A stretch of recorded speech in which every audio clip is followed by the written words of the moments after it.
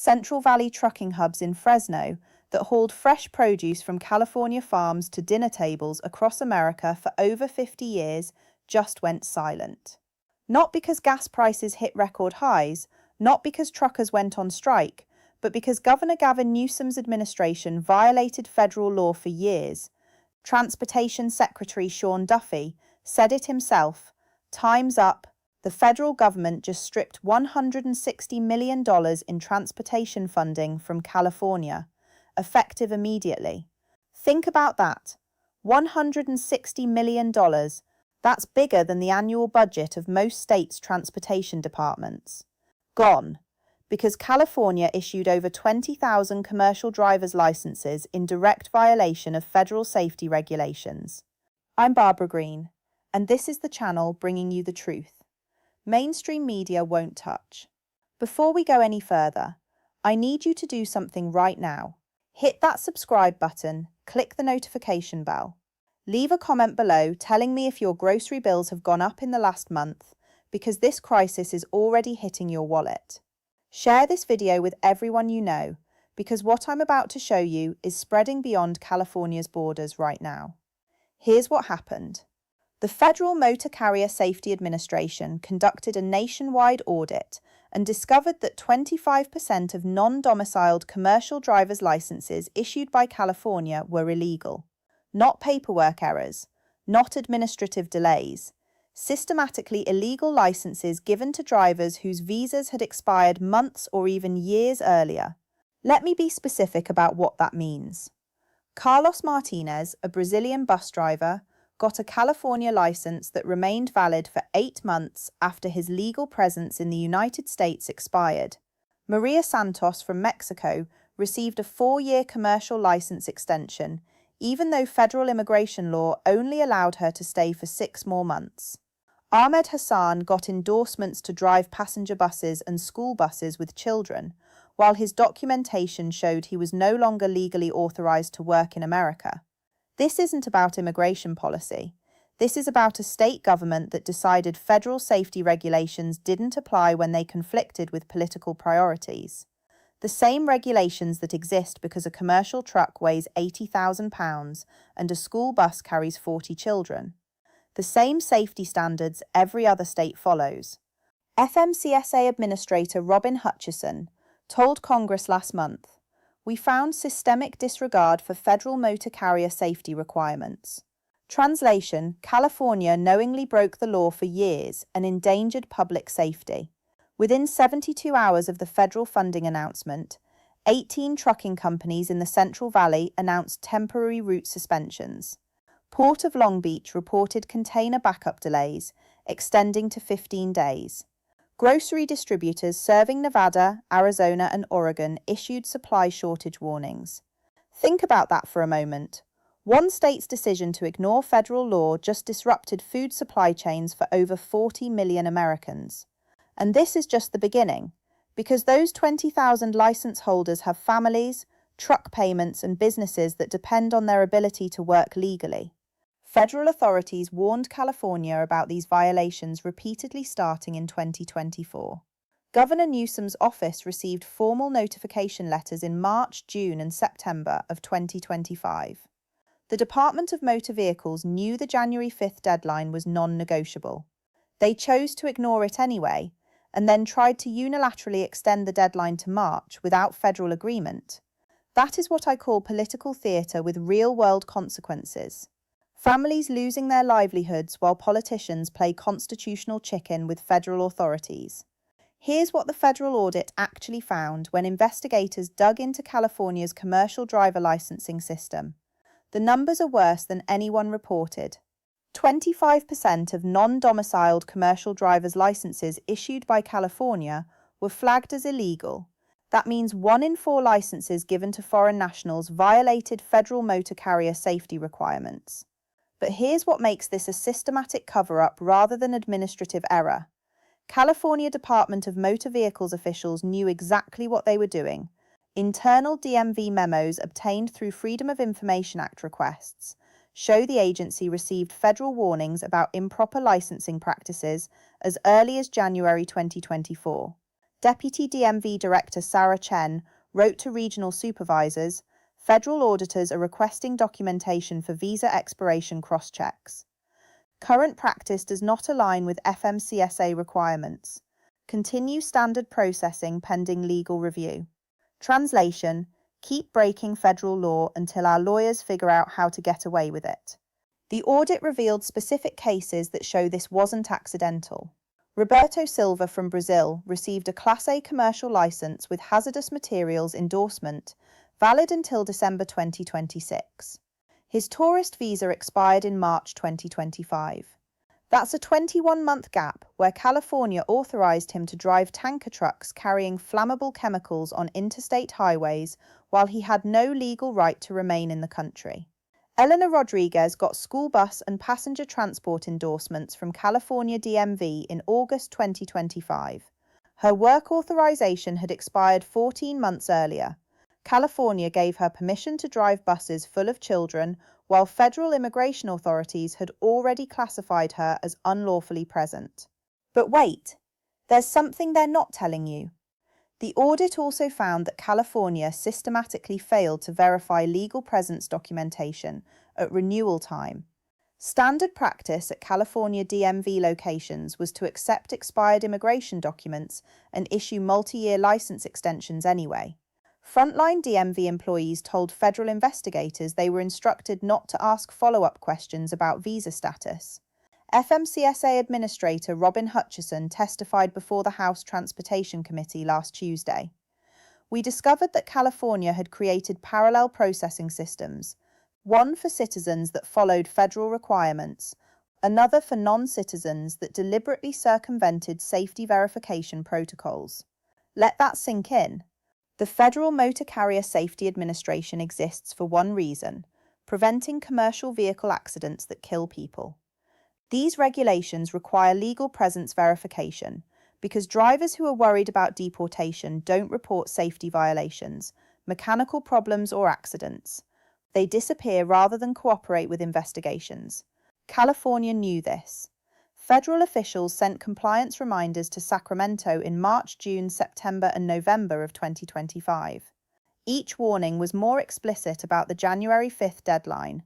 Governor Newsom's transportation team acknowledged receipt but never implemented the required changes. Here's where it becomes undeniable.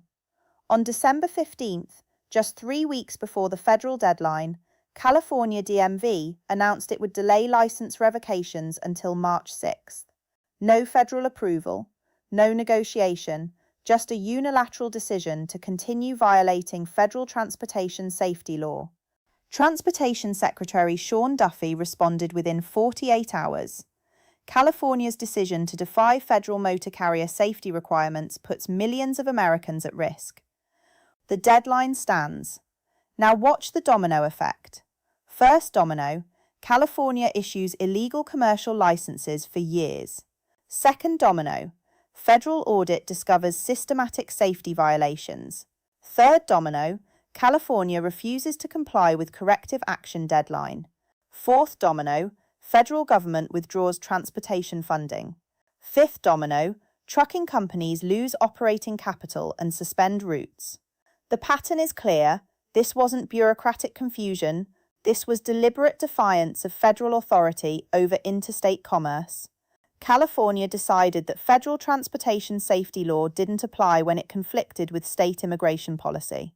Dr. Michael Thompson, transportation policy analyst at Georgetown University, who predicted this exact crisis in his 2024 study, told reporters, "When states choose to ignore federal motor carrier regulations, the inevitable result is supply chain disruption and safety compromise." California created a textbook case of how not to manage commercial licensing. Think about that. Academic experts warned this would happen 2 years ago. Federal regulators sent repeated compliance notices. Industry groups petitioned for enforcement action. Everyone saw this coming except the people responsible for preventing it. Let me tell you about Carlos Martinez, third-generation trucker whose grandfather started hauling produce from Salinas Valley to Los Angeles in 1972. Carlos has been driving the same route for 15 years, never missed a delivery, zero safety violations on his record. On January 6th, one day after the federal deadline, California DMV sent him a text message. Your commercial driver's license has been cancelled effective immediately. Carlos told local news reporters, I got 30 years left on my truck payments and a daughter starting college next month. They gave me 24 hours notice that my life's work is over. I don't understand how this happened so fast.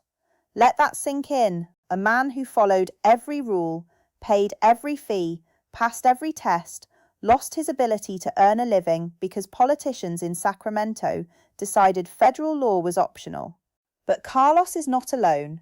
Maria Santos, single mother from Bakersfield, invested her life savings of $47,000 in a refrigerated truck to haul organic vegetables from Central Valley farms to Bay Area restaurants. She worked 16-hour days for 2 years to build her client base. Last Tuesday, she received the same cancellation notice. Maria said, I came here legally. I followed every regulation. I built something from nothing. Now they're telling me my license was illegal the whole time, even though they're the ones who issued it. How is that my fault? Think about that. California issued the license, collected the fees, conducted the tests, then retroactively declared the whole process invalid. Maria didn't break any rules. The state that licensed her broke federal rules and she's paying the price. Ahmed Hassan represents another level of devastation. Immigrant entrepreneur who built a 5-truck operation serving Silicon Valley tech companies. 22 employees depending on steady paychecks. Contracts with Google, Apple, Meta for daily deliveries. When his commercial license got cancelled, those contracts became legally unenforceable overnight. Ahmed told the San Jose Mercury News, we employ 22 people with families. I have warehouses, insurance, maintenance contracts, fuel agreements, everything built around my ability to operate legally. The state destroyed my business with one email and offered no transition period, no appeals process, no compensation. His drivers started getting layoff notices yesterday. 22 families losing income because one governor decided to play constitutional chicken with federal authorities. David Kim drives for the Port of Long Beach. 40-hour weeks moving shipping containers from cargo vessels to inland distribution centres, the backbone of America's import supply chain. His license cancellation means containers sitting on docks instead of moving to stores. David said, I see the backup getting worse every day. Ships waiting offshore because there aren't enough legal drivers to move freight. Consumers are going to pay for this through higher prices and empty shelves. But politicians don't care about working people like us. That is not abstract policy discussion. These are real families watching their American dreams get destroyed by political theatre. Carlos with truck payments and college tuition. Maria with her life savings invested in equipment she can no longer legally operate. Ahmed with 22 employees facing unemployment. David watching America's supply chain break down in real time. And they are not alone. In the last 60 days, over 17,000 families have received cancellation notices. 17,000 people who thought they were following the law, suddenly discovering their state government had been lying to federal authorities about their eligibility for years. Jennifer Walsh, immigration attorney representing affected drivers, told the Sacramento Bee, these people trusted California DMV to verify their eligibility before issuing licenses. Now the same agency that took their money is blaming them for accepting licenses they were legally prohibited from receiving. It's institutional betrayal. The human cost extends beyond drivers to every person depending on them. Truck stop owners losing customers, mechanics losing repair business, fuel distributors seeing volume drops, insurance companies cancelling policies. The ripple effect touches thousands of additional families throughout California's transportation ecosystem. Think about that for a moment. One state's decision to ignore federal safety regulations just created an unemployment crisis affecting tens of thousands of people who were working legally until politicians made their jobs illegal retroactively. Here's where the dominoes start falling beyond California's borders. The Central Valley that just lost 20% of its trucking capacity feeds Silicon Valley, but it also supplies fresh produce to Nevada, Arizona, Oregon, and Washington. Those supply chains that took decades to build are unraveling in real time. Silicon Valley tech companies are feeling the impact first. Tesla's Fremont factory relies on daily parts deliveries from Central Valley distribution centers. When Carlos Martinez and drivers like him got sidelined, those routes went unfilled. Tesla logistics coordinator Jennifer Chang told industry publications, "We're seeing delivery delays averaging 8 to 12 days for components that used to arrive within 24 hours. Apple's Cupertino headquarters depends on cafeteria food service supplied through the same trucking network. Meta's Menlo Park campus, Google's Mountain View facilities, Netflix headquarters in Los Gatos, all experiencing supply disruptions because one governor decided federal transportation law didn't apply to California. But wait, there's something they're not telling you. The Port of Long Beach, which handles 40% of America's container imports, is backing up fast.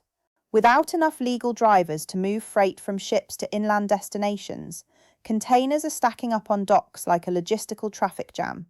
Port Authority spokesman Michael Rodriguez told reporters yesterday, "We have container vessels waiting offshore for up to 15 days because trucking capacity dropped 30% overnight. That delay cascades through the entire national supply chain. Think about that, 15-day delays for goods coming from Asia. That means everything from electronics to clothing to automotive parts sitting in metal boxes instead of reaching stores and factories across America. The math is devastating. Port of Long Beach processes 14 million containers annually. A 30% reduction in trucking capacity means 4.2 million containers experiencing delays. Each container holds approximately $25,000 worth of goods. That's $105 billion in delayed merchandise affecting every state in America. This isn't about politics, it's about math. When you remove 20% of trucking capacity from the nation's second busiest freight corridor, the entire supply chain breaks down. Grocery stores in Las Vegas reporting 20% price increases on fresh produce. Phoenix auto dealerships facing parts shortages for routine maintenance. Portland restaurants unable to source organic vegetables from California farms. Walmart issued a corporate statement Tuesday. Current transportation disruptions in California are affecting inventory levels across our Western region stores. We are working to identify alternative supply routes. Translation: Walmart, the world's largest retailer, can't get products to their own stores because California created a driver shortage overnight. Amazon followed with their own announcement. Prime delivery estimates may be extended in affected markets while we adjust logistics networks. Translation: the company that promises 2-day shipping is telling customers to expect longer waits because one state ignored federal law. Target, Costco, Home Depot all issued similar warnings. These aren't small regional grocers. These are multinational corporations with billion-dollar logistics operations, telling customers that California's political decisions just disrupted their ability to serve consumers nationwide. Dr. Rebecca Chen, supply chain analyst at UC Berkeley, who warned about this exact scenario in her 2024 study, told the Wall Street Journal, "When you remove this much trucking capacity this quickly from such a critical transportation hub, the effects ripple through every supply chain touching the West Coast. Recovery could take 6 to 18 months. Let that sink in. 6 to 18 months for supply chains to rebuild routes around California's self-inflicted trucking crisis. That's 6 to 18 months of higher prices, longer delivery times, and product shortages affecting over 100 million Americans. The interstate commerce implications are staggering. The Constitution gives federal government exclusive authority over commerce between states, specifically to prevent one state's policies from disrupting trade nationwide. California just violated that foundational principle by refusing to follow federal transportation safety requirements. Legal scholars are already calling this the biggest federal supremacy crisis since the civil rights era. Professor David Martinez at Stanford Law School told Legal Publications, California has essentially declared that federal transportation law doesn't apply within state borders. That's a constitutional crisis with implications far beyond trucking. Manufacturing facilities from Seattle to San Diego are revising production schedules. Boeing's Washington plants, Intel's Oregon facilities, defense contractors throughout the Southwest all reporting delays in receiving California-sourced components and materials. The irony is painful. Governor Newsom's environmental policies were supposed to help California families by protecting immigrant workers. Instead, those same policies just destroyed the livelihoods of thousands of immigrant truckers while creating supply shortages that hurt working families through higher prices and empty shelves. The law of unintended consequences is not theoretical. It's playing out in grocery aisles, gas stations, and retail stores across America right now. And this is just week one of a crisis that federal experts predict will take months to resolve. Now let's talk about the political calculations behind this disaster, because what happened in California wasn't incompetence. It was strategy. Both sides saw this crisis as useful for their broader political agendas while working families paid the price. Governor Gavin Newsom's calculation was straightforward.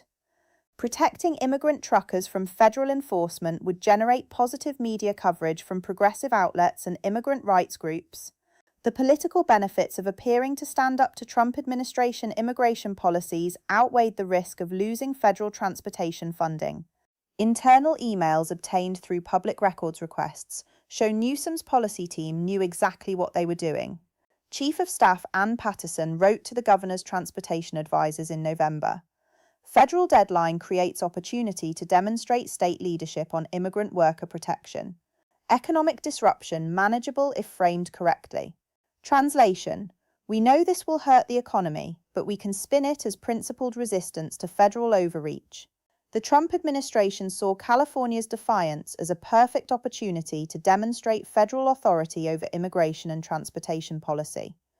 Transportation Secretary Sean Duffy has been looking for high-profile enforcement actions that would show other states the consequences of ignoring federal law. Senior administration officials told Politico, California handed us the perfect test case. Clear federal authority, obvious state violations, national economic impact. Shows we're serious about enforcing immigration law and transportation safety requirements simultaneously. Think about that.